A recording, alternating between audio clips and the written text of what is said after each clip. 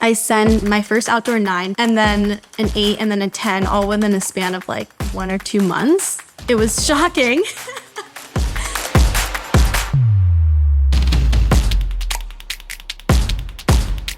Hey y'all, welcome back to The Struggle. It is me, Ryan, your Weekend Warrior host for this Weekend Warrior series, Weekend Warriors Unite. You know I love me some alliteration over here, and I'm loving this series. What started as just a little bit of a one-off kind of flyer idea has really established itself in the Struggle pantheon this year, and I'm so glad that it has, because I just love connecting with all of you, and based on the feedback that I'm getting from the community, you all love to connect with one another as well. And I am personally learning a lot from these conversations. I think you are too. I hope you are. And I hope you're having a lot of fun with it too, as we celebrate our fellow weekend warriors and our community of crusher climbers who are working real jobs or are in school, have families, have fur babies, are super busy and just making it all work. And this week's guest, Gentil Nguyen, is no exception. She is working a regular 9 to 5. She travels to the crags mostly on the weekends,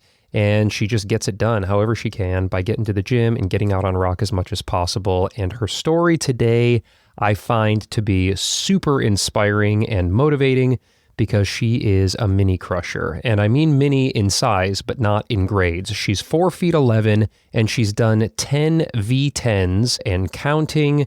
Her first season, as she'll share as we get into this conversation, was absolutely bonkers. She just went on a sending spree the first time she went outside. And that's because she was really prepared as a climber indoors. And she brought such a curiosity and an excitement and a joy to her outdoor climbing. It just resulted in her sending a ton of stuff. But then that all fell apart a little bit in the second season when she had more expectation with how she would perform outside. So we really explore not just the physical side of climbing, of training, and of being a shorty climber, which, by the way, can apply to tall climbers as well. I'm 6 feet tall, and I learned a lot about climbing and how to project boulders based on how she does as someone who's a bit of an outlier in terms of morphology, and then digging into the mental side and really understanding what made the difference for her when it came to sending hard things, enjoying her time outside, training for her performance outside, and how she's taking all of that into an upcoming season with even bigger goals in mind. God, I really loved this conversation. And speaking of getting outside, I was just outside yesterday. As I'm recording this, I got out to the Red for a little fitness check-in. And was the fitness not there? I looked. I turned over some rocks. I searched behind some trees, and I didn't find any fitness. I got on some pumpy 11s and 12s, had a frickin' blast, but mostly just 4 or 5 hung most of the routes that I got on. And that's okay. That's typical for this time of year. As I'm recording this, it's mid-September, and that's typically when we get a first kind of cool snap of weather. We go outside, we expect to be good climbers, and then we freak out and say, oh no, I need to get back into some shape. And so that's what I'll be doing. I've been doing a lot of focusing on my bouldering lately, spending a lot of time on the Kilter full ride, and just having so much fun with that. I feel very strong. I feel very powerful. Any boulder that I encounter on a route, I feel like I can handle. But can I string a few bolts together? Well, the answer is no. So going to be getting back into the endurance training now for the next 6 weeks, doing some blood flow restriction, doing some overcoming isometric repeaters. I'll talk more about that on the monthly plog episode at the end of the month here, at the end of September. But until then, going to also just try to get outside as much as I can because it's just a lot of fun to be outside. Are you getting outside? Are you getting inside? I'm doing both. I'd love to hear from you. You can send me a message. Let me know what your climbing and your training are looking like. Let's get after it, and let's just get after this episode right now because it's so good. I'm really excited to dive in right now with Gentil Nguyen.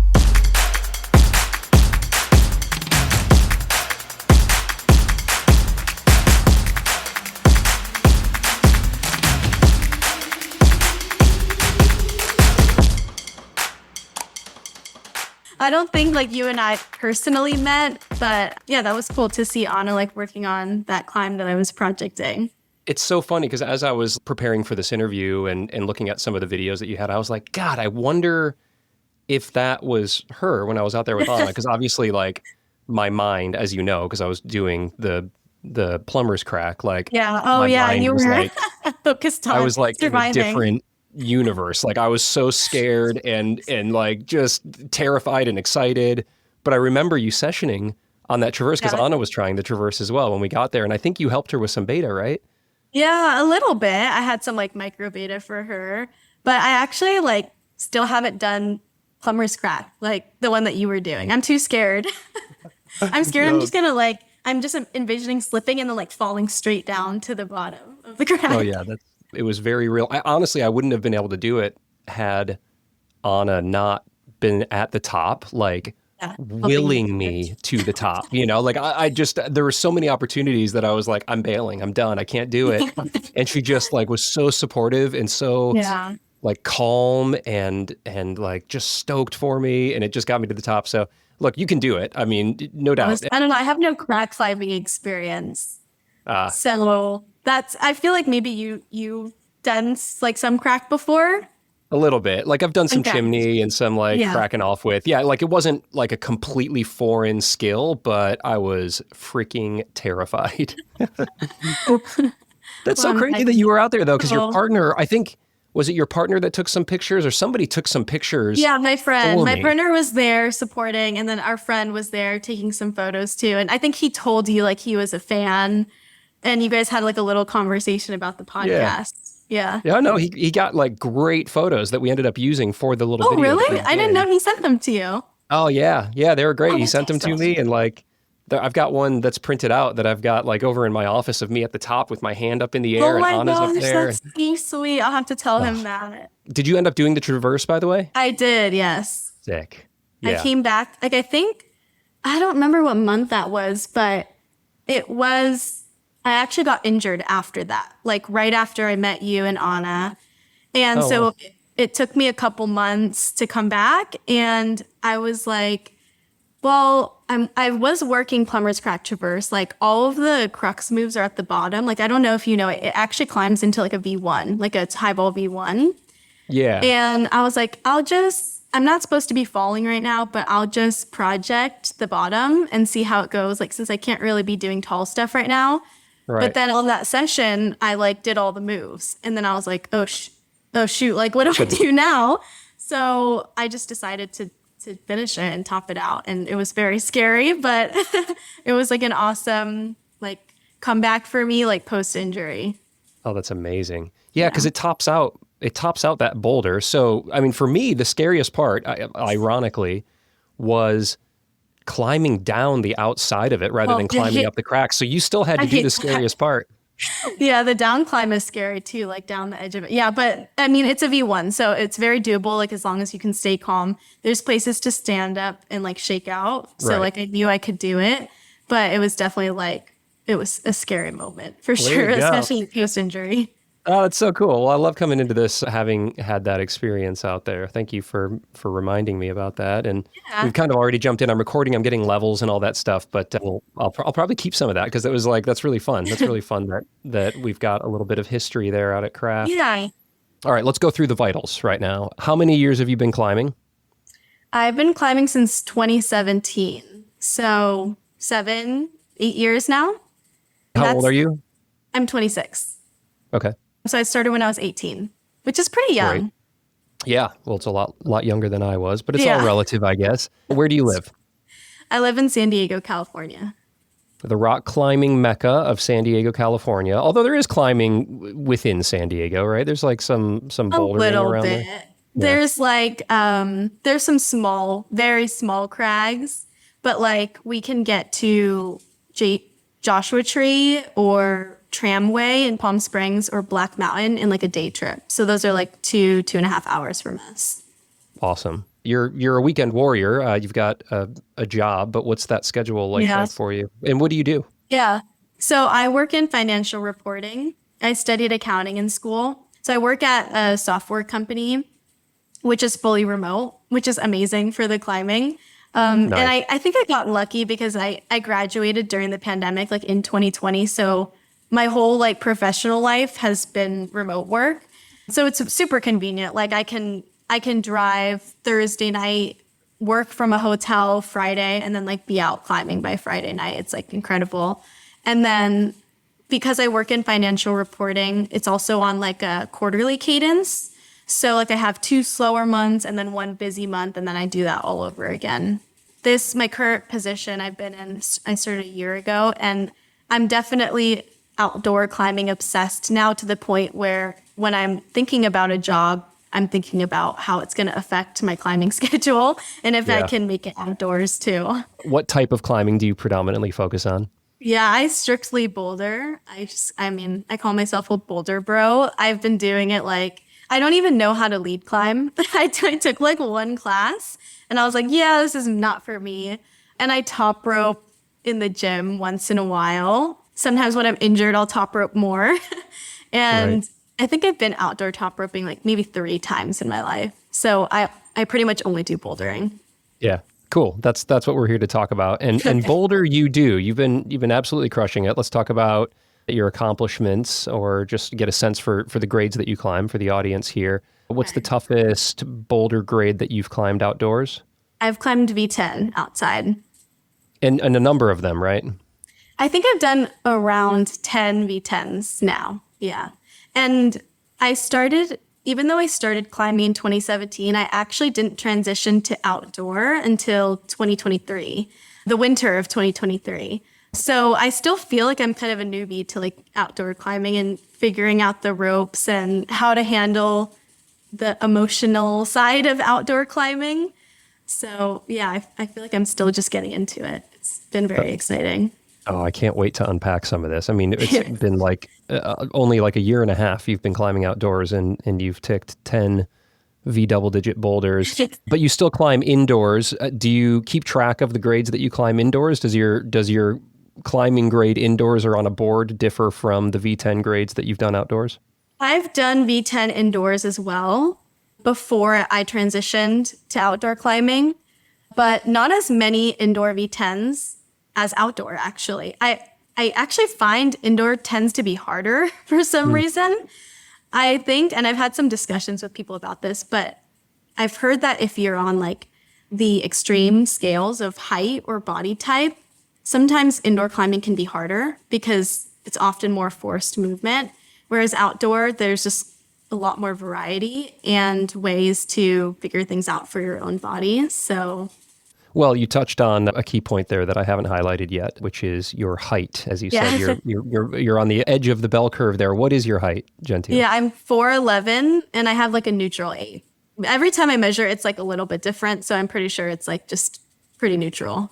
So 4'11" is definitely, like, I would say, a couple standard deviations to the left side of the bell curve there. But Yeah. you're absolutely crushing. This is why I'm so excited to talk with you, because, we can't control a lot about, what goes into our climbing performance. And height is one of the major ones. And we hear a lot of people talk about small box and big box and people reaching through problems. So I'm really excited to peel back on this, because obviously you haven't let your 4'11" stature keep you from the tops of some of the most iconic boulders in your area that you've been climbing, and also just having like a super fun time trying things, whether you feel like they suit you or not. So yeah, 4'11", I guess let's talk about that for a second, because I don't even know what 4'11", like I think my son who's 10 is about 4'11". Oh my So God. It's pretty small, Gentil. It's pretty little. It is. I mean, I wear like kids' clothes sometimes, like pants. I have to shop in the kids section or get it tailored. It's pretty small. I guess I don't know. It's funny. I'm used to it now. I've been short all my life, and my parents are pretty short. Like my mom is 4'8", so she's even shorter than me. Wow. All my siblings are maybe like low 5s. So yeah, I'm really short, and I don't know, like, it's never been that weird for me that people like see me climbing and they're like, oh my God, like you're so tiny and short. Like, how do you do it? But it's all I've ever done. And I've never experienced anything different. So I don't know like how to explain like what it feels like. Right. Yeah. You've never, you haven't spent a day in a 6-foot body. Yeah. And maybe it's helpful that you're not climbing sport right now, because often what I hear from women, especially who are on the shorter side, is that they have a really hard time with like bolt spacing and where they can clip. But with climbing boulders predominantly, as you do, indoors and out, And as you noted, outdoors maybe even offers more opportunities to get creative with beta than indoors. You can kind of just work your way through, it sounds like, sequences maybe very different than others. You mentioned that you climb a lot with your partner and with other friends. Do you climb with tall people as well, or is it a group of shorties? No, I don't have that many short friends, honestly. And it's something I'm working on, is like finding a group of like girls, like short girls that I can go and climb out with, like at the same level. But as you know, like climbing is predominantly male dominated. So I'm having a hard time like finding that group. So I pretty much climb with like mostly taller guys, and even my partner, he's 6'2". So there's a huge difference in how we do Probably not things. sharing beta all that much. No, I'm not sharing beta with like anyone in my group. Pretty much, I make sure like I get beta videos beforehand. Like if I can find a girl beta, like Sierra Rose Knott like lives in the area and she's like 5 foot. So if I see a video of her doing it, maybe I won't use her beta, but at least I know it's like in the realm of possibility. So yeah, finding like girl videos is really important. And then honestly, like usually that's just a guide and I have to just figure it out on my own.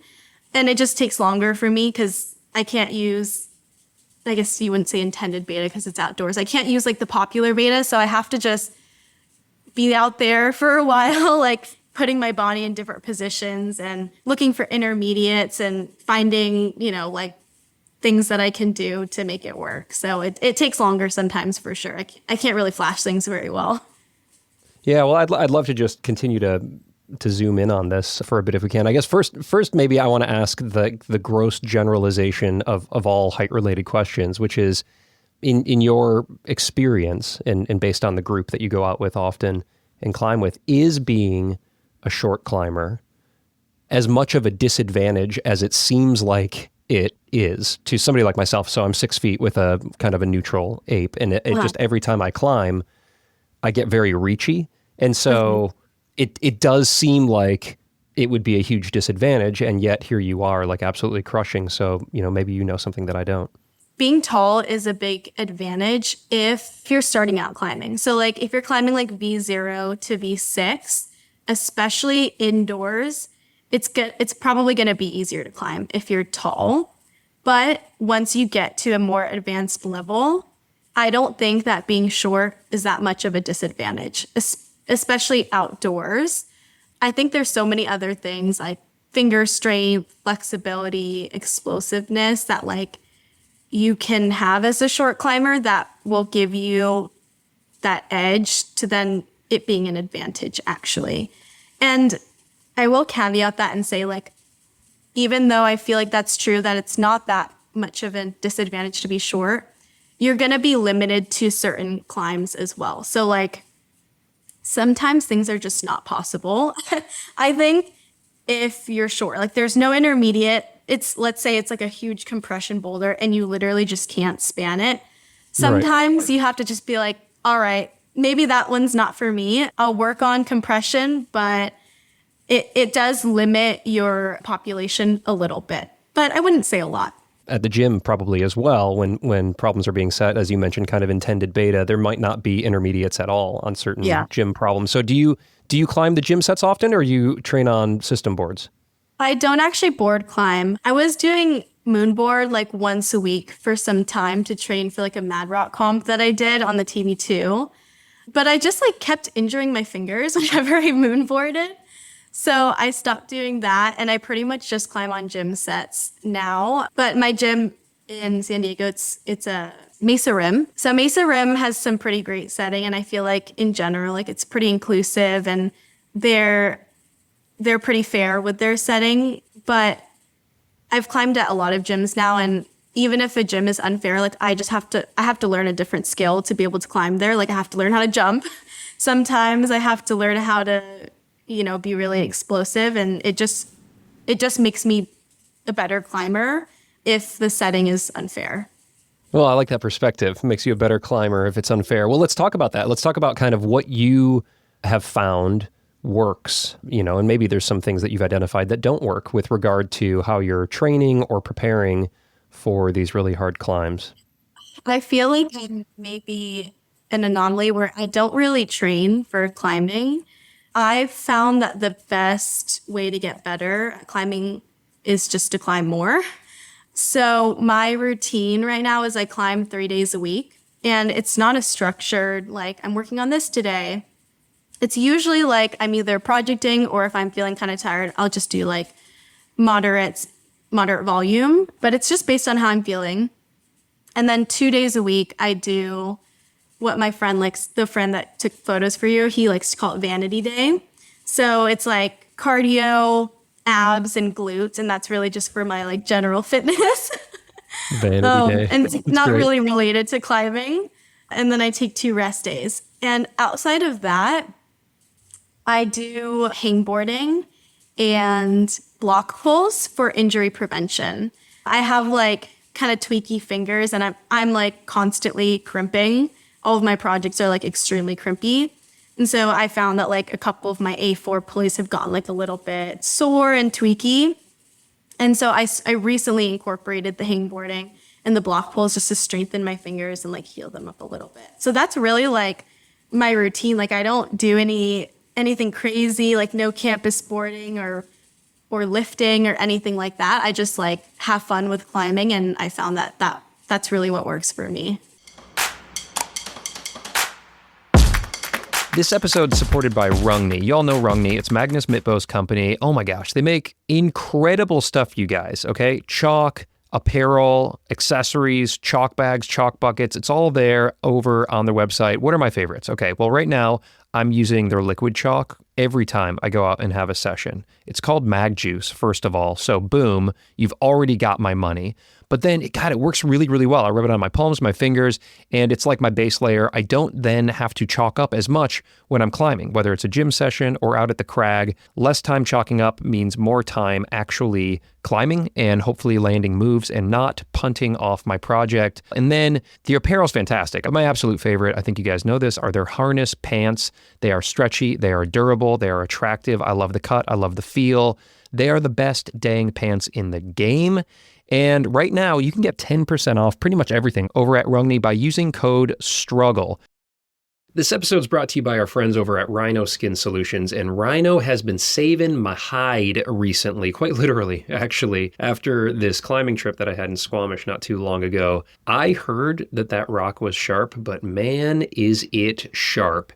And I am so happy that I prepared my skin ahead of time by using their tip juice, put it on my fingertips every night, and it gave my skin like a really tough yet pliable condition to it. And then while I was climbing every day, I did 5 days on out there like a psycho, I used their repair cream. So I would climb, I would wash my hands immediately after climbing and then put on the repair cream. And using that combination, the tip juice and then the repair cream, really kept me going while I was in Squamish. And I'm just going to keep it going now as we are entering into the fall performance season here in North America. Y'all, I don't think there's anyone out there that's doing anything close to what Rhino is doing in terms of skincare for climbers. So if you're climbing hard indoors or you're climbing hard outdoors, check out everything that Rhino has to offer. I couldn't recommend it enough. And Rhino's making it easy on you. They're going to give you 20% off if you use code STRUGGLE at checkout. I'm going to put that link right there in the show notes. It helps to support me so I can keep making these shows, and it supports you because you're getting 20% off. So check it all out, and good luck with your send season. Well, I want to explore a few of the things that you touched on there. Let's start with the climbing, because you said you do 3 days of climbing in a week. Is that broken up between outdoor and indoor? And what's like the length or the volume of a typical session? Yeah, so it is broken up between indoor and outdoor. During the summer season, right, like which is right now, I usually do 2 indoor sessions and then try to get out like 1 day on the weekend. So this weekend I'm going to go out on Saturday to Black Mountain. And then during the winter season, last winter season, I was like out every single weekend almost. It was like, we were like 11 weekends on at one point. It was crazy. I'll usually climb like 2 or 3 days in the weekend, and that means I won't climb at all, or maybe 1 day during the week. Sometimes I'll hit 4 days a week, but I usually like to keep it at 3. And length. So indoors, I'm usually at the gym for like 2 or 3 hours.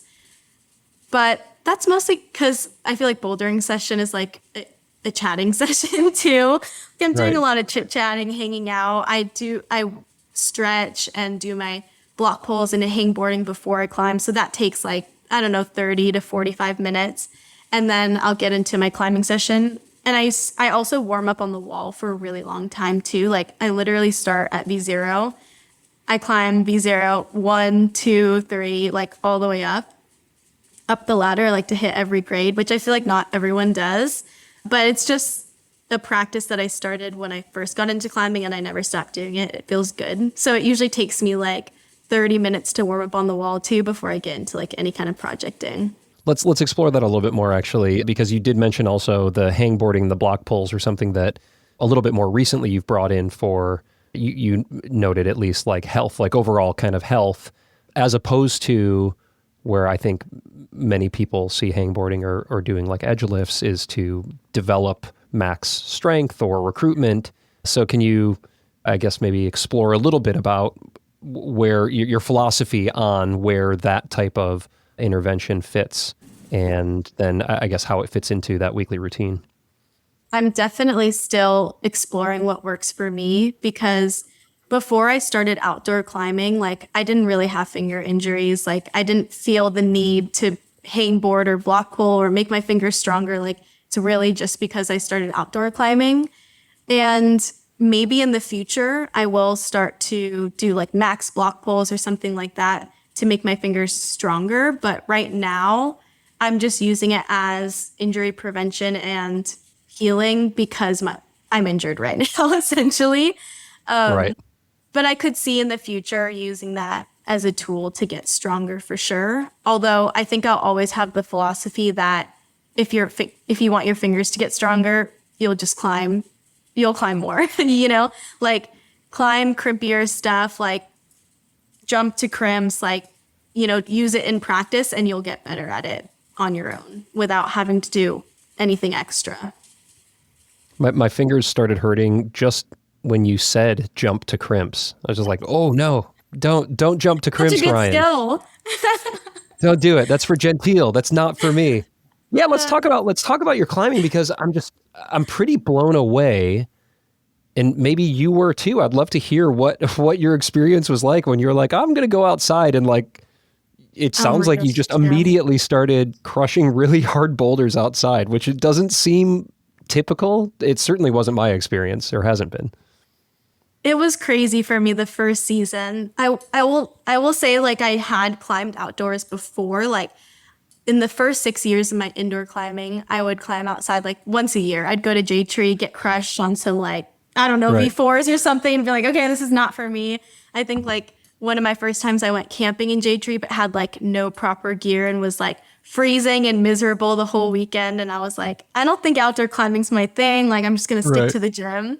It's also so sandbagged. Like Oh my J Tree gosh, might yeah. be, if it's not the most sandbagged, it's one of the most sandbagged climbing areas that I've ever been to. Oh, for sure. It is the most sandbagged crag. So like starting out there was rough for sure. And Right. like the rock is so gritty too. So you're in so much pain by the end of the day. It's like, and your tips are bleeding and everything. So Oh, not the God. best like beginner experience. Right. So yeah, I'd go out like once a year, be like, okay, not for me. I'll go out next year again, maybe once. And then I lived in Oahu for a little bit, and Cool. I climbed at this gym, High Climb. They have a really like comp setting, so I got into that kind of style. I learned how to jump a lot more, do like pedal dynos. It was super fun. They held a lot of cool competitions that I participated in. The community was so like uplifting there. I felt like I really built my confidence there. And then we moved back to San Diego for like the holiday season, my partner and I. And our friend group had kind of gotten into outdoor climbing like maybe the year before that. And they were like, come out with us to Red Rock, like we'll show you around. And I really like owe it to this friend group who like were willing to take us outdoor Gumbies around and like show us the ropes. We didn't even own like crash pads at this point, so we were borrowing crash pads. And my first like outdoor weekend trip was to Red Rock. Cool. And I like fell in love. I had so much fun. The rock there is a lot more, you can climb for like a couple of days and not be in too much pain. There's like dogs everywhere and people everywhere. Everyone's so supportive, and I had like the best time. And it was so surprising to do so well. Like I sent in my first like outdoor 8. Oh, actually I think it was my first outdoor 9 first, and then an 8 and then a 10 all within a span of like 1 or 2 months. It was shocking. Like you're just within 1 or 2 months of climbing outside? Yeah. I Oh my mean, gosh. but at that point I'd climbed those grades indoors, so I Right. guess it wasn't like outside of the realm, but it was still very surprising to me and everyone else.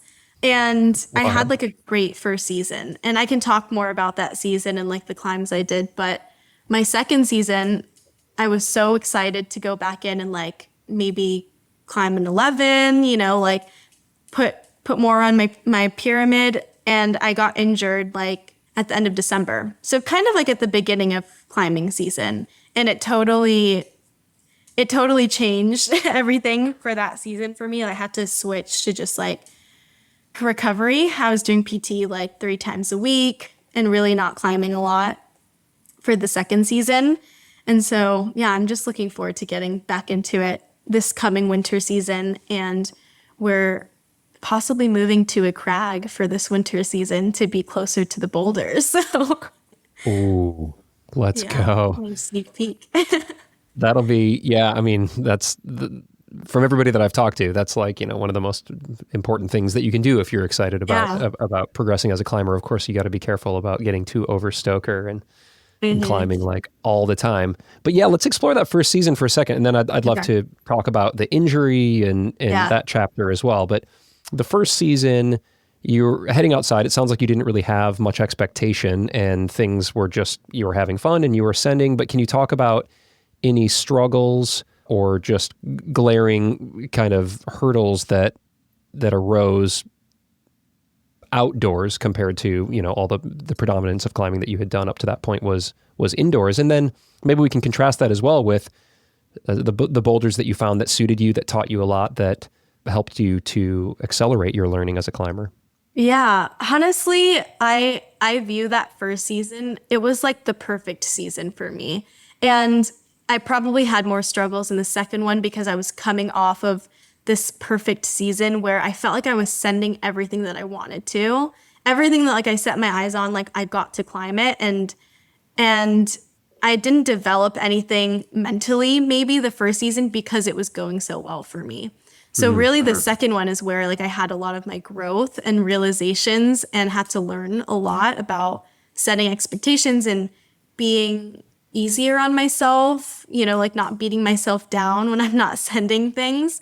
So I think that first season was really just learning how to top out, like learning Totally. how skin management, and also just like out climbing with the group, like what are the dynamics with that, like because it's so different than going to a gym and like bouldering with your friends. Like everyone has a different project. You have to time box things. You have to accommodate to everyone's projects and styles and what they want from you when they're climbing versus what you want from them. And so it was really just learning a lot of like the outdoor ethics and the dynamic with the climbing group for the Right. first season. So yeah, tell me a little bit about that, because this is an area that I'm going to be increasingly inserting myself into on my road to V8 here. And I don't spend a lot of Yeah. time bouldering outdoors. I have done, a handful of days here and there. I just got back from Squamish not too long ago, and I've done a Exciting. trip out to Leavenworth and to the craft boulders out in Red Rock.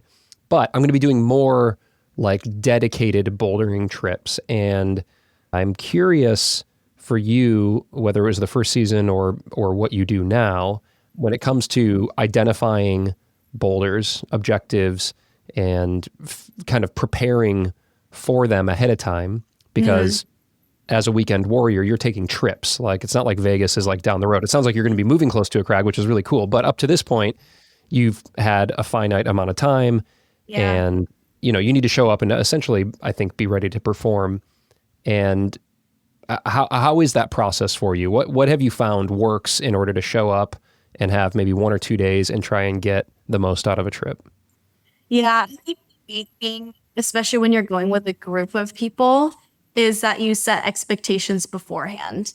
Like you can't, at least the way we do it, you can't really just come into it and be like, hopefully we hit everything, like, you know, and kind of like go with the flow. It doesn't really work like that. So before every trip, we'll make a group chat.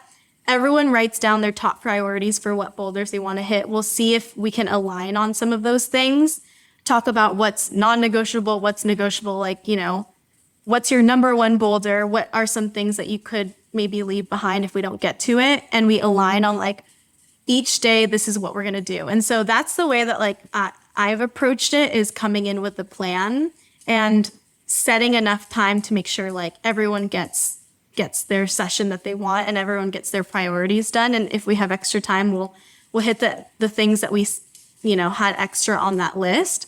And so, yeah, for me, like planning beforehand is so important, because I've done that before where I came in and was like, let's just go with the flow. And then it doesn't really work, because then we spend too much time on the first and second boulder. And then the third person didn't get to their boulder and they're bummed because now it's dark and cold and they don't want to be there anymore. So that's definitely something I've had to learn, is the planning beforehand, and then also being aware of everyone's time, like while you're out during the day, because it's so easy to lose track of time. So just always thinking about making sure that everyone's getting to where they want to that day or that weekend. And how are you identifying those, like your number one objective for a trip or your top three, that if you haven't been on them yet, for example, how are you identifying boulders that could fit with your height or your style or just are inspiring? Like, what's that research look like? Yeah, so usually I will look up girl climbers and see what harder boulders they're doing in the area, and I'll go off that. But sometimes I'm putting on the agenda, go check out this boulder. And it doesn't necessarily mean like I'm going to project it, but I just want to see it for the future. Like I want to scope it out, and maybe that's an agenda item. But I really rely on looking up short and girl climbers on Instagram and YouTube. And I think that's why it's been so cool for me to now be part of that, because people will come up to me and be like, oh, I didn't want to try this climb, but like I saw your video on it, and like that means it's possible for me. So like I went and I did it, and like it's because I saw your video. And so that's been like a super cool side of it, where I feel like I get to contribute back now, because I'm like, I don't know that I've met like a climber much shorter than me. So I'm really like at the end of the scale, and like I get to show people that like it's possible, which has been so cool. I want to talk about safety for just a second here. This episode is sponsored by our friends over at Petzl. They make a lot of gear that keeps me safe. And one of the new pieces that I want to talk about right now is their Connect Adjust, which is a PAS, so a personal anchor system. Basically the thing that you use to anchor yourself to the rock while you're hanging, either at a belay or at the top of a sport route, in order to clean the anchors. And I used to have a daisy chain, so like all these, you know, individual loops that I would have carabiners hanging off of and lockers and all this stuff. It was a bunch of shenanigans that I had on my harness, but I started using the Connect Adjust, which is a single adjustable lanyard designed for the climber to tether themselves to the anchor. So it's like a length of rope, which I girth hitch through my harness, and it keeps my belay loop totally open. And then you can adjust your length to whatever you need exactly. So when I was out doing a multi-pitch recently, I needed a longer tether in order to be able to move around and clean an anchor and swap gear with my partner. And so I made the Connect Adjust longer. However, when it was time to rappel off of that multi-pitch, or when I'm cleaning anchors at the Red River Gorge, I like it to be choked up a little bit tighter so that I'm closer to everything that I'm doing. And I'm able to do that. With just one hand, I can adjust the length of the Connect Adjust. It's very safe. It's very easy to use. They also make the dual Connect Adjust, which is a double lanyard. So it allows you to connect yourself to an anchor as well as install a rappel system. So if you do a lot of multi-pitch, that could be a really good one for you. And then there's the dual Evolve Adjust, which is made for aid climbing. So as always, Petzl has many options for whatever style you're most into. I really love the Connect Adjust. It's light, it's safe, and it works. You can learn more about it at petzl.com. I'm going to put that link right down there in your show notes. Yeah, I've talked to some short climbers on this show. Nina Williams comes to mind, and Lynn Hill comes to mind, and Emily Harrington, but I don't think anybody's been in the fours. So you hold a rare spot. And yeah, let's explore that a little bit. And again, it could be from that first season or something more recent. Can you talk me through a project where the kind of, to your point, not the intended beta, but the popular beta just would not work? And, what do short climbers need to think about, and what uniquely for you has worked in order to make yourself a little bit taller or, climb through sections that didn't seem possible? When you're short, you have to come into things with a very open mind. It's so easy to walk up to something and like look around and look at the intended beta and be like, no, this isn't going to work for me. Like, I'm too short. Like, I can't span that. And I found over the years that I've said that many times and then decided, let me just try it out for like an hour while other people are trying it. And I find something that works. So now, like, I've learned to shift my mindset where I walk up to a boulder and I have no expectations on whether I can do it or whether I can't do it.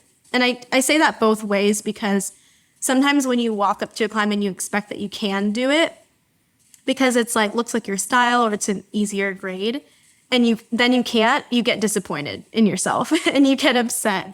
And so I never walk up to a V3 even and be like, I'm going to do this or I'm going to flash this. Like, it doesn't even like cross my mind.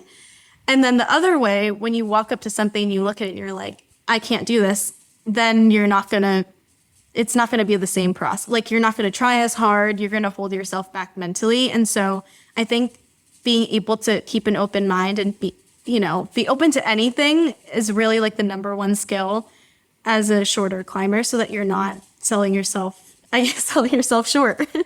Yeah. I sell myself tall. You sell yourself short, but it's a point well made. And yeah, that open-mindedness, was that a journey for you? Because you seem like you've got like a pretty chill demeanor or philosophy with regard to taking on hard climbs and sending or not sending. Like, what's that mental journey been like? It has been a journey. So I would say, I was kind of talking about my second season, right, where I had to learn a lot. And I did a training block. This is the only training block I've ever done in my like climbing career. But like the with summer, a coach? No, not with a coach, but I worked with my partner to put something together. He's like kind of a climbing nerd where he watches a lot of videos on training techniques, and we put together something for me and something separate for him. Mm-hmm. And we both did a 10-week training block the summer before my second season, where I was doing a lot of the like common things like campus boarding, weighted pull-ups, box jumps, and then my climbing sessions were a lot more targeted. So one day I was doing projecting, one day I was doing volume, technical, and one day I was working on like my dynamic movement. So It was pretty rigid, and it was 10 weeks long. It was pretty hard to get through. And when I came into my second session, because I had gone through that training block, I had these really high expectations for myself. And even people around me too, like they were seeing what I was doing, and they were like, all right, like you better be sending V12 when the winter season comes along. And so that was in my head. And I really struggled the beginning of that second season, even before my injury. Like, I just didn't feel as strong for some reason. Like, something was off, and I don't know if it was physically, but definitely it was mentally. Like, I just had this like weight on me that I had to be sending harder because I put all this time into the training block. And sure. Like I learned a lot through that season because I was just so hard on myself, and it wasn't fun anymore. Like, I was coming to the crag, like almost dreading getting to my project because I was scared that I couldn't do it. And then I would be bummed about it. Whereas I'd never experienced that in climbing before. Like, it was always for fun, like it was always for the vibes, for the hangout, for, like to get on top of a rock. And the second season, like, it was serious for some reason. And once I got injured, like I was in Red Rock and I fell on the top of like Orange Top Blue Sky. It's a V8. I don't know if you've heard of it, but yeah, I have. I almost felt like a weight was lifted off me where I didn't have this pressure to perform anymore. And I don't feel like it was like all these external people telling me things. Like, it was truly like internally, like I just felt like I needed to perform better. And when I hurt myself, like I was like, oh my gosh, like I can breathe. Like I don't have to like send V11 this season. Like I don't have to do all these crazy things anymore. And I can just, I'm just going to focus on recovery. And so I spent the next couple months just like really recovering and reconnecting with all the other things in my life outside of climbing. And it sounds maybe a little counterintuitive, but I felt like I needed to like de-center climbing from my life so that I could come back and really just like enjoy it and love it again. And so that's kind of like where my chill mentality has come from now.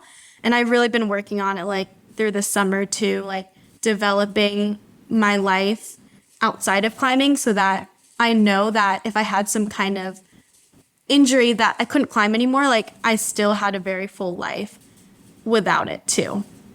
Yeah. Well, thank you for sharing that. I appreciate that. Yeah. It is interesting climbing as a sport and then climbers, like we identify, right? Climbing, being a climber is kind of, has become a big part of my identity. And I'm sure many people who are listening to this right now maybe consider themselves climbers. And there's a lot that can be wrapped up in that. And I've been wrestling with this myself lately because I'm driven and I like being driven because I really like to set goals and go after them. And I love the grind of that, if you will, you know, just being like driven to do hard things. But it does add quite a bit of pressure. Like there is then expectation at some point in time to do the thing. Mm-hmm. And it sounds like you still are driven to perform really hard. It's not like you just decided after that injury, oh, you know what, I'm just going to go out and do V6s all the time. You're still climbing V10s. You've amassed a bunch of them. And it sounds like, you know, you have your sights set on the next number grade up or whatever the next challenge is for you. So can you talk about how you hold those two things simultaneously, or how can you hold like being performance driven in a way that doesn't, I guess, overshadow the experience and doesn't devalue the fun and the enjoyment of going out and being a climber?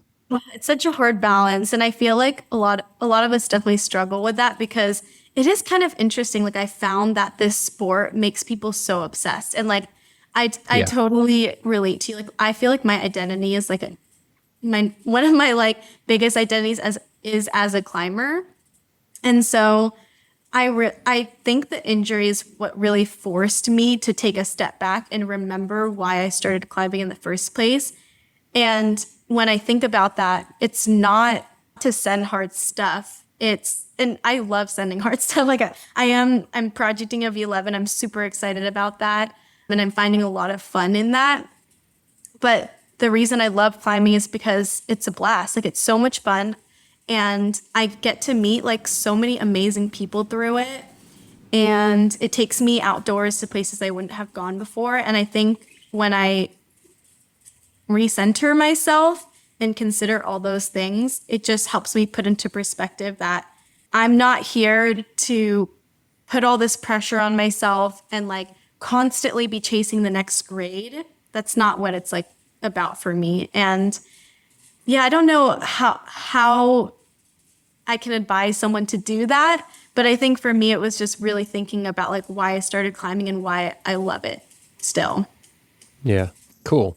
Do you have any, like when you step up to a boulder and you've wiped your shoes off and you've chalked your hands up and you're about to pull on, is there any little routine or mantra that you do in order to try to focus yourself or alleviate the send pressure? Going along with like that chill mentality, I don't like to have a lot of pressure when I'm going up to like try to send a project. So sometimes I ask people, like, you know how when you walk up and it gets like everyone's having a conversation and then it like goes quiet and like totally. People know you're about to go on your send go. I hate that. Like it's so stressful to me. So my friends know at this point that like I don't want them to stop their conversation when I'm going to send. Like you can have a full conversation while I'm climbing, and like I would love that. So that's what great. I do is I tell people like keep talking, like don't stop your conversation. Sometimes I'll even like sneak up to the boulder while no one's like watching so that it's less pressure. I sometimes like to sit at the bottom for a couple minutes and breathe. I like to get my heart rate as slow as possible. I know some people are actually the opposite, where they like to get their heart rate up before before like going for a sun go, but I like to get really calm. I clear my mind, and then I'm almost thinking about nothing when I'm climbing. Like even beta, I try to have it dialed before I'm going for a sun go, but I like it to be at the point where I'm literally just like in the moment climbing and like not thinking of anything else, almost thinking of nothing. And that's like really when I've been able to perform the best. And I found that when I had that training block and then the hard start to my second season, I was thinking so much while I was on the climb. Like I couldn't quiet my thoughts. And I was thinking about the beta, and I was thinking like, oh, what if I was having a lot of self-doubt in my head while I was climbing. And I was like, what if I'm like this all forever, where I'm like, I can't quiet my thoughts anymore, because that's really when I perform the best. But once I started going through the exercise of like decentering climbing, like not tying climbing and how hard I climbed to my self-worth so much, it's when I really started to be able to perform again and like enjoy it again. Ooh, such important words, and words that I think I need to hear over and over again. Yeah, I want to talk a little bit about just the training block there that you have touched on, because it sounds like on the one hand, it prepared you physically, or maybe not. I don't know. I'd like to hear a little bit more about, like, do you feel that it prepared you well physically, but with it came this expectation, it sounds like, or a pressure to go and do the next hardest thing. And a lot of that was internal, but there was a little bit of external pressure, it sounds like, just because like it's like, oh, Gentil's serious now. She's training to prepare to go out and crush this season. If you take the mindset aspect away from it and the pressures that we just talked about, just in terms of what it did for you as a climber, for your strength or your capacity or anything else, your skills, did that training, do you feel, was that worthwhile? I have a couple things. So the first thing I will say is that I don't know if this made a difference, but I have noticed that when you do research for climbing training, a lot of it is done by men, and maybe it's for men. And so I'm not sure that there's enough research out there in general, because climbing is like kind of newish.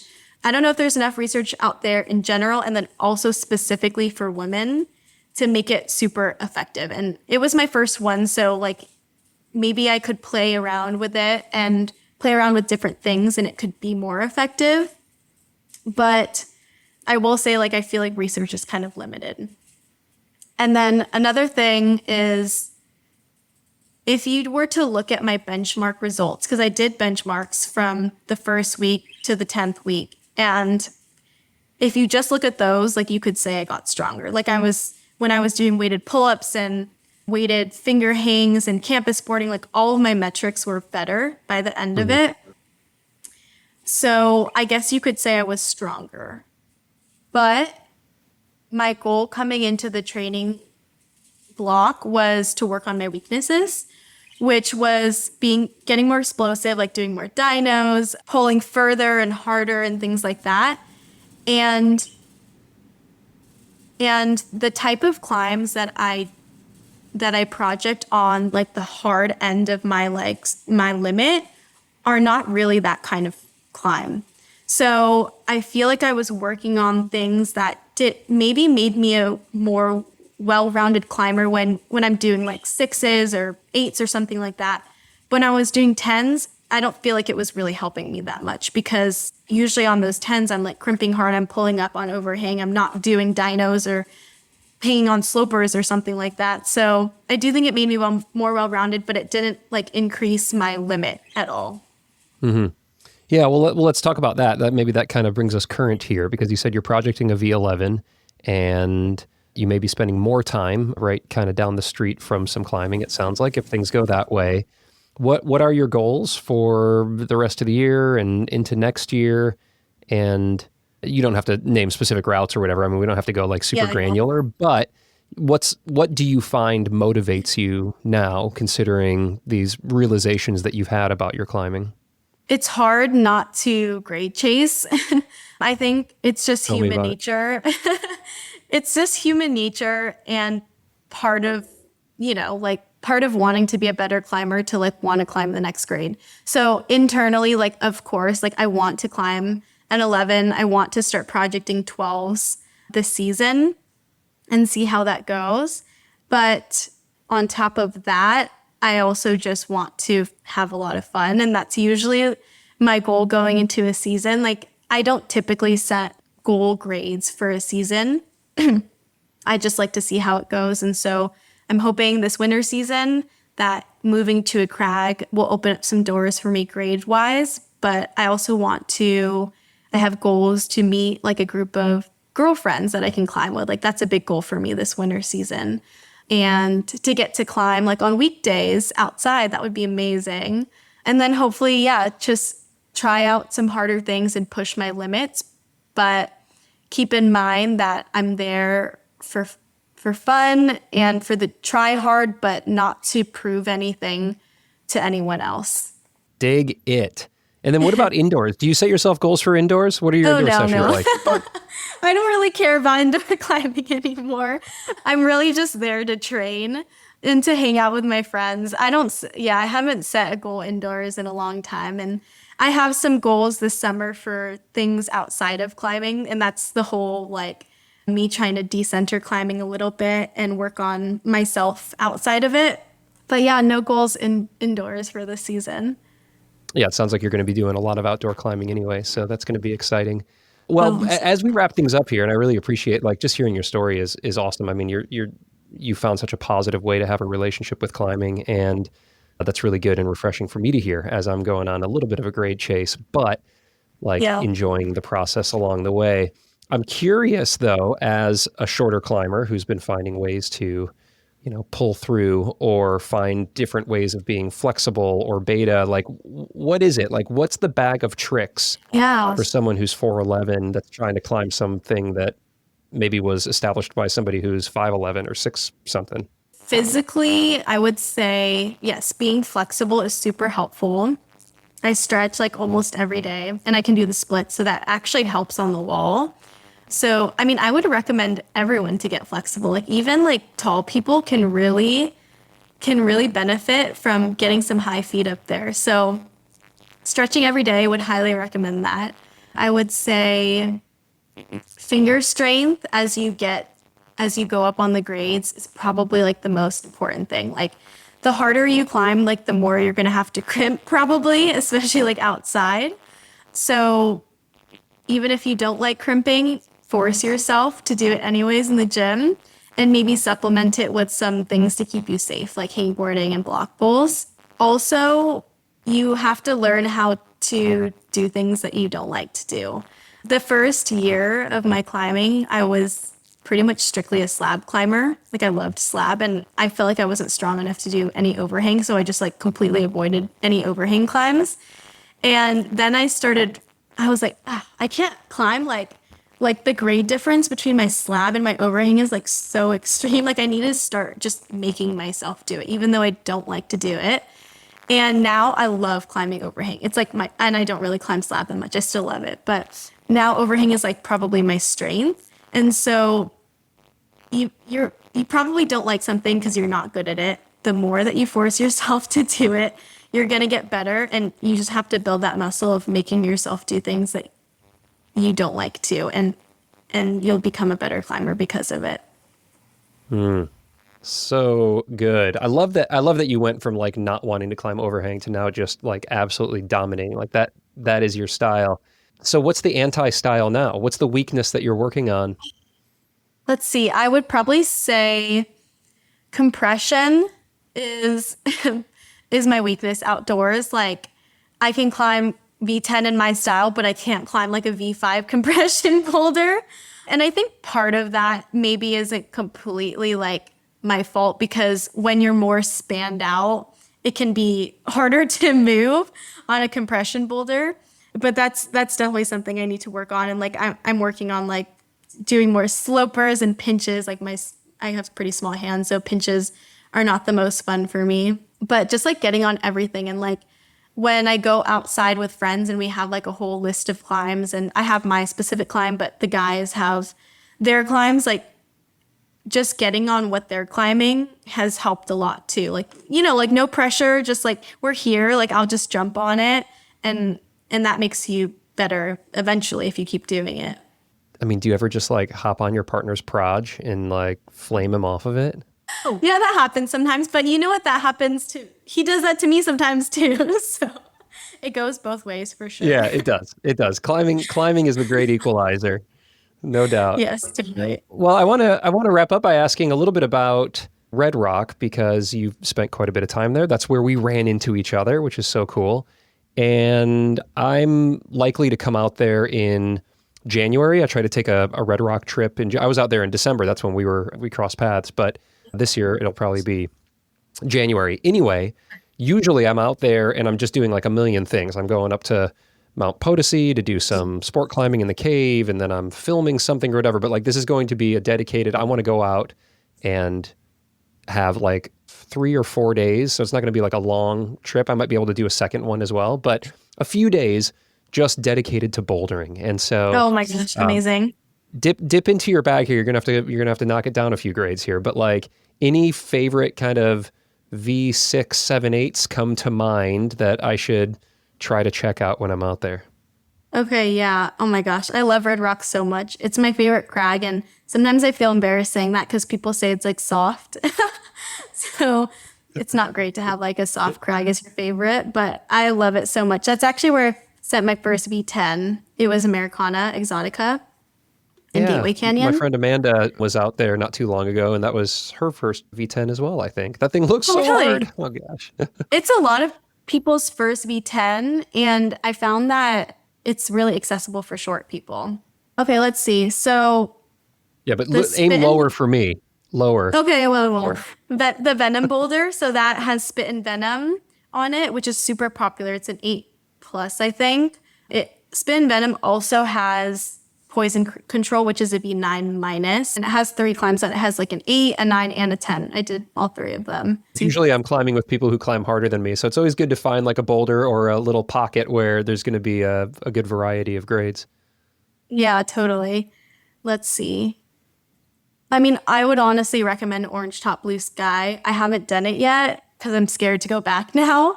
Yeah. But it's a classic. Like, and also you're a sport climber, so it's super long. I actually have the video of me like falling on it, and I was climbing for 5 minutes. Oh, whoa. I mean, I was resting a lot because there were a lot of rest spots, but I was on that boulder for a really long time. So maybe you would like that one. And it's a traverse, pretty technical traverse, throwing some heel hooks up, and then it goes up into like a taller section. So that's a really good one, and that's a classic too. And that's where you came off kind of going up, like heading up the taller section. Is that what happened? I was actually on the last move, and oh, wow. I couldn't reach. Like I was trying to do the beta that everyone else does, where they just reach up to the good part of the last hold. And I kept like going to it and only being able to hit the bottom of it, which is slopey. And so I kept like coming down, like trying to go back up, coming down like to the jug that I was on. And finally, like I kind of worked my way up there and tried to bump up again, and my hand just slipped right off. And so I fell like, I don't know, maybe it was like 15 or 20 feet. Wow. I will check it out though, because I've heard really cool things about it. And yes, the amount of moves might lend themselves. For me, it's hard. I'm trying to become a boulderer, Gentil, but like still like true boulders where it's like 4 really hard crimp moves. Those elude me. So I might need to ease my way into a 15 move do boulder. some longer step. Yeah. Yeah. And then Equinox is a V6 that's super popular. So that's a good one. Not as short friendly, but it would be good for you probably. Is that at Craft? Red Spring. Oh, I don't know that. Okay. I have heard of Equinox, been Red Spring? A really easy approach. And there's a V8 there. Actually, I think it's like a 7-8 called Captain Underpants, which is a good one too. It's right by Equinox. So if you're over there, you should try them both. Right on. Cool. Yeah. Well, I appreciate it, Gentil. Thanks for taking the time and for sharing your journey. And congratulations on everything you got going. It's really exciting. Thank you so much. Yeah, thanks so much for making the time to chat with me. I'm really excited about this. I've never done anything like this before, so I was super nervous about it. But you made me feel very comfortable, and I had a great time. All right, y'all. That wraps things up with Gentil. Gentil, thank you for joining the show. I appreciate it. I'm going to keep an eye out for you and your bird out at the crag, maybe Craft Boulders this winter. Thanks for the recommendations there. And congratulations, you're crushing it, but also have such a great perspective about climbing in general as it fits into just the overall big picture. And that's what we weekend warriors gots to do. Climbing, we might want to make climbing number 1, but usually the best we can do is make it like number 5 based on everything else we've got going on in life with jobs and bills to pay and family and other obligations and all that. And that's great. Climbing should be a really fun and motivating outlet for all of us. And if we get to nudge it up the ladder of priorities every once in a while, well, then we're winning. We're coming out ahead. And that's what I'm going to be trying to do with fall temperatures coming my way. I'm going to try to nudge the climbing up a little bit, at least get a little bit more prepared for the Red River Gorge season, as I'm continuing also to try to build my strength and my skill on my road to V8 and get some bouldering in this fall and into the winter, and maybe check out Orange Top Blue Sky, that V8 out in Craft Boulders, which Gentil has recommended for me. So yeah, if you guys are on this journey, if you've got any boulder recommendations for me, I'd love to hear about them. And if you are getting into sport climbing shape, well, let's hop on the struggle bus. The forearm pump awaits.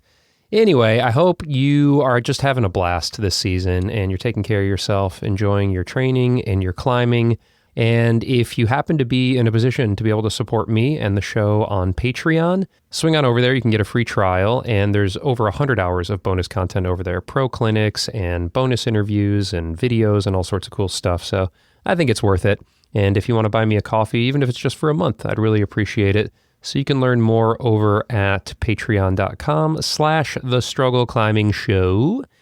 And if you might happen to be out in Kentucky this October, I'm going to be doing a live podcast from Miguel's for Rocktoberfest.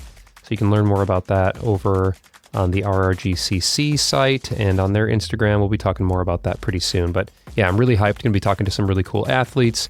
And then, of course, climbing and hanging out. And yeah, I guess that's about it for me on this one. Shout out to Glenn Walker for editing these episodes. Shout out to everybody who helps to make this podcast happen. I really appreciate you all. And the Honnold Foundation for keeping us carbon neutral since day one, since the very first episode. The Honnold Foundation has been keeping us carbon neutral with a donation, a monthly donation that I make to them to offset the carbon footprint. Just combine all those words for what I'm doing over here at The Struggle. They're doing amazing work. You can learn more about their grantees and all of that over at honnoldfoundation.org. And give them some love if you can. Support them. And that's about it from me. Have an awesome, awesome day, and I'll see you next week.